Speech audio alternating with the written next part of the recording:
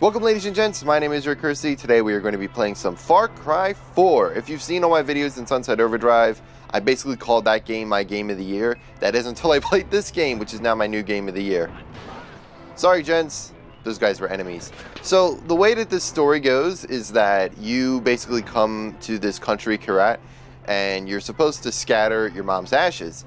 But then you get involved in a civil war between the Golden Path, which are the rebels, which are the quote-unquote good guys, and then there are the Royal Army, which is basically Pagan Min, who's the villain of the game. He's voiced by Troy Baker, and he does a fantastic job. He's an awesome character. He's like, I think somebody described him of like, okay, he's sort of like the Joker, and he kind of is. Like, he's a little insane. I don't know if he's better than Voss, but he's definitely a very impactful villain, one of the better villains this year. So, what we're going to be doing here is we're going to be going after a bell tower. If you ever played Far Cry 3, which, if you have played Far Cry 3, you're going to, and liked it, then Far Cry 4 is actually very similar in mechanics and general idea of how it goes about things. But in Far Cry 3, there were radio towers that you can go in there, and then it would unlock a certain area of the map. It's very similar to the way Assassin's Creed does it with viewpoints, which isn't all that surprising considering the fact that both were made by Ubisoft, but this game is awesome. It's just so many, like, there are choices throughout the game that you have to make. I'm actually being very cautious here because a lot of times around these bell towers there are enemies, so you got to be very careful. Stealth is such a huge thing in the game. It's really rewarding to be very stealthy. What I'm going to actually do right here is actually going to take these leaves right here, because crafting is a thing. So by taking those green leaves, I craft a health syringe, which basically refills my entire health bar. So what I'm going to do here is I'm actually going to climb up this bell tower and unlock this certain area of the map. And then my plan is to go attack one of the outposts and then do a... Hello! Okay, like I said before, there are enemies. And then I guess he might be the only one, but we shall find out. So my plan is to take out this bell tower and then go over to take out an outpost. Let's climb up this correctly. There we go. And then do a side mission if we have time. I'm pretty sure we're going to have time. And if we don't, well, we should. Let's go this way. So those smokestacks right there, all that's black smoke, that's signaling that there is like an outpost there. So again, very similar to Far Cry 3. All the mechanics are pretty much the same. You see, like, this jumping and everything. I mean, it's pretty much the same game, except there are some changes in mechanics. Like, there's a grappling mechanic. I don't remember if you could shoot from the car while you were in... I don't remember if you could shoot from the car in Far Cry 3, but I know you could definitely do it in this game, because I've done it a million... Oh! Eagle! Hey, get off me! Asshole. Where'd he go? Come here. What the? Somebody... Oh, I guess he's below me. But you can definitely shoot from the car, and then also riding elephants is a big thing, which is so fun. Oh, I was here before. I just gotta break... There we go. Okay, here we go. Okay. Easy peasy. Okay, and then this is where we hijack the radio signal, which basically just... take this out. We've liberated 14 of 17, and then it's going to do this thing where it shows us some points of interest around this particular area that we have unlocked. That guy right there is a heavy. They are a pain in the ass, but I've upgraded my guy enough that he can be stealthily taken out. Like, you can do a takedown, which is like, you saw me do it earlier when I was climbing up the tower, that I had to do it to that guy that I turned the corner and just met. He was like, "Hi, how you doing, dude?" Okay, so I'm going to go to my map real quick, and I'm going to go ahead and set a waypoint to that one right there, which is actually right there. It's not that far away, 285 meters. Let's fly! We're going to wingsuit. Wingsuit, also a mechanic in Far Cry 3. And then when we get close to the ground, we're going to have to parachute. All right, and now we are about 200 meters out, although I don't know if it's a tiger or... if it's a bear, but I definitely hear something, and it doesn't sound friendly. I'm gonna actually go over here. Grab this. I'm going to grab this red one right here, because one of the other syringes that you can craft is one that allows, it highlights, hello, oh, it's a tiger. Hello, Mr. Tiger. I'm going to heal up real quick. The tigers are mean, man. Hunting is such a big thing in the game. I was actually doing a lot more than I expected, because in order to upgrade some of your equipment, like you want to carry more weapons or you want to be able to carry more syringes or something, you need to hunt down certain specific animals and skin them and then craft that as well. So there are like times where I like spent like an hour just hunting and using my bow and shotguns and things like that, which if you use a bow you'll get double the amount of skin, but if you use like a gun or something then you'll only get like one skin out of it. Okay, so something that's really important with these outposts is that, number one, you need to at least try to be a little stealthy, so you want to like do some recon. I'm actually really close here. I prefer to be a little bit further away, but this actually will have to do. So here's the outpost. There's a couple of things, like I said, you want to be a little bit stealthy, because there are some, I'm going to take my camera out right here. Again, another mechanic that carries over from Far Cry 3 to Far Cry 4. That right there, that green thing, and that little white box is actually an alarm. We can disable that, but if the enemies get to it, then they will actually call in reinforcements. It could be anything that, it could be a helicopter, it can be just additional infantry coming in. So we actually have to take out 3 here. There's one right there, there's one right there, and then there's one right there. We also have a heavy and another guy right down there. I know I tagged a sniper right there, and then there's a guy walking down there. So it's definitely, you want to get like a vantage point. You want to kind of scout it out a little bit. What I like to do is take out my sniper rifle right here and try to pick off a lot of targets, just so we can move about without worrying of being spotted. So I'm actually going to go ahead and take out this guy, which I want a clean shot, because I want to be able to shoot and kill him. I definitely do not want to miss him, because then it'll probably alert. So I want to, he's down. One shot, one kill. That's definitely what you want. And you also don't want to take out, like, the heavy right there. I'm not 100% sure. I've never actually tried it, if I could actually kill him with one shot. But because he's a heavy, it may take 2. And then I'm worried that it'll actually alert the other guys. So I don't have a clean shot on anybody else right now. So what I'm going to do is I'm going to head over this way. And it looks like I have a guy down there. I could probably take him out. He's down. Okay, it looks like those 2 guys are on the same level. I'm about to be spotted. That little white arrow thing is an indicator. You don't want that to fill up, because then they will see you, they'll be alerted, and then they'll fire off all the alarms. And what's really annoying about more than one alarm is that they can trigger them off more than once. So basically what will happen is that they will see me, they will go after the one alarm, more reinforcements will come in, and then they will go after the other alarm, more reinforcements will come in, and then they'll go after the third one, and then more reinforcements will come in. So it's a little annoying. Hold up. I just made a mistake. I gotta get him before he gets to... Okay. Okay. I definitely didn't see him. Again, he heard the shot when I took out the one guy that was down here. Oh boy, I'm in trouble. I'm gonna have to go loud. I'm going to try to make a run to take out these alarms before anybody else gets to them. Alright, come on. We got to go. Go. Over here. Alright, luckily they spotted me, but I'm going to be able to get to all these alarms. So no reinforcements are going to be coming in, except for the one I missed. I thought I disabled that one. Damn it. Okay, it's okay. It's okay. We're still good.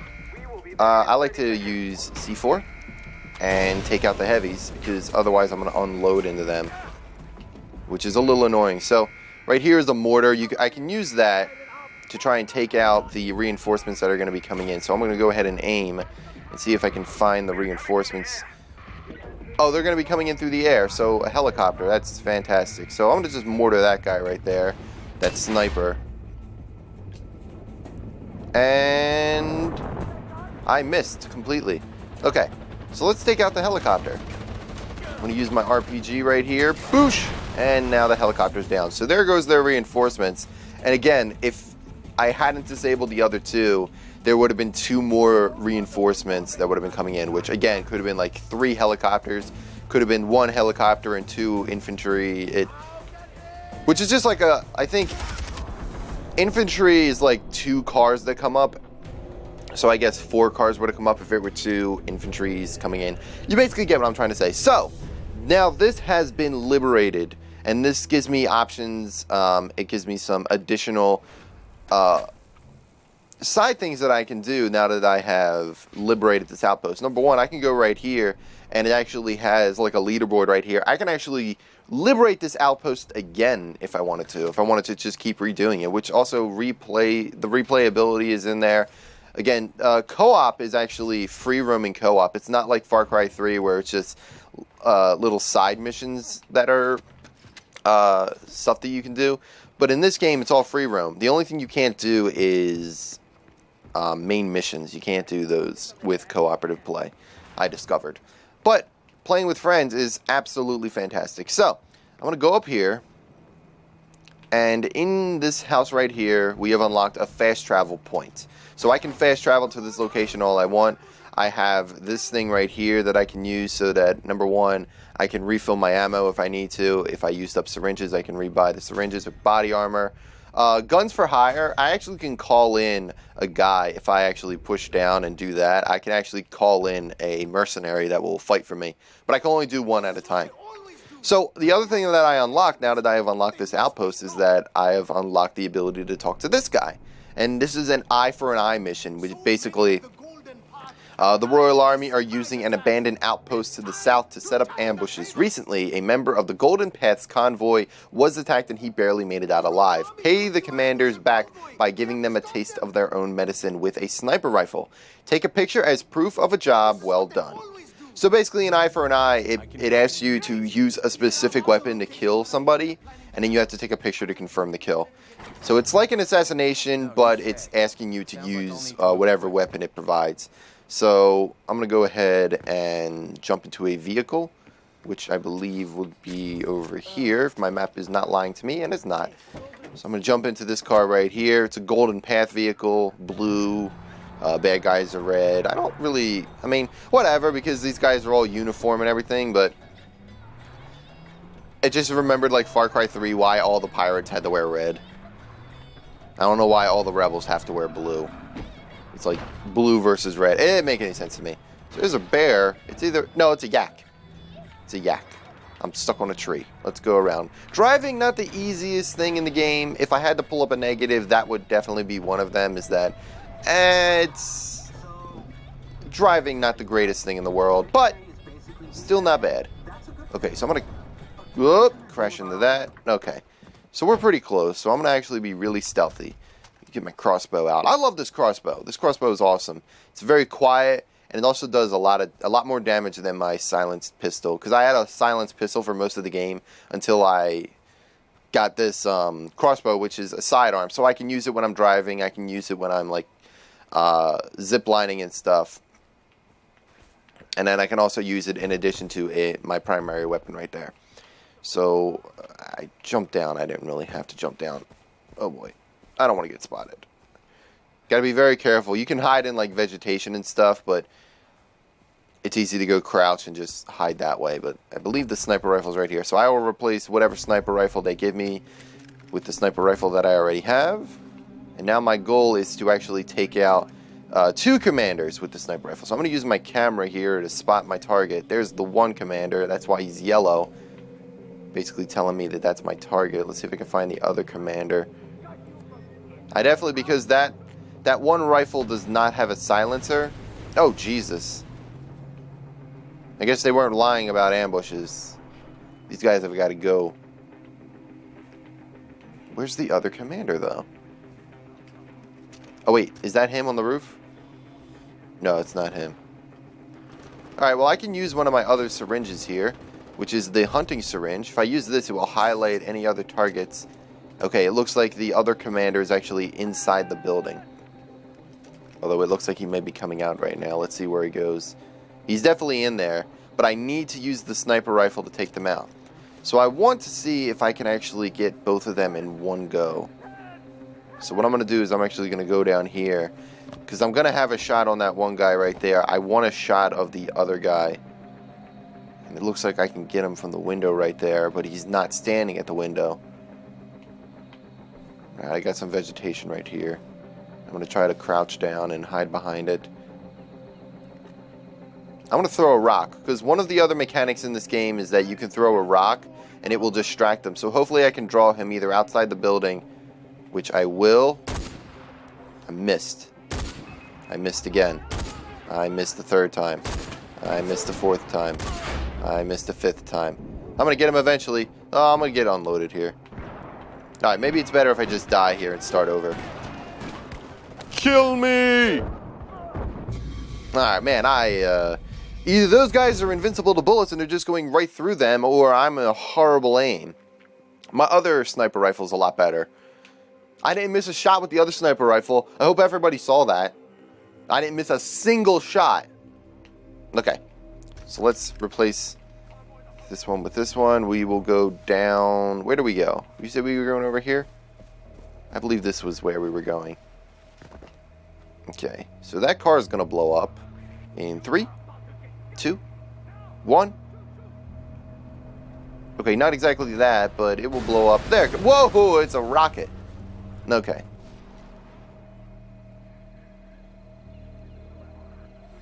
Alright, so the one guy's right there. There's the other guy. I'm going to throw my rock again. Alright, let's actually get an idea of where this bullet's going to go. Let's wait for him to come out a little bit. There we go. Now Alright. So we have killed both. Whoa, that guy at the top there's got to go. I missed. Okay. I'm going to switch out my weapon.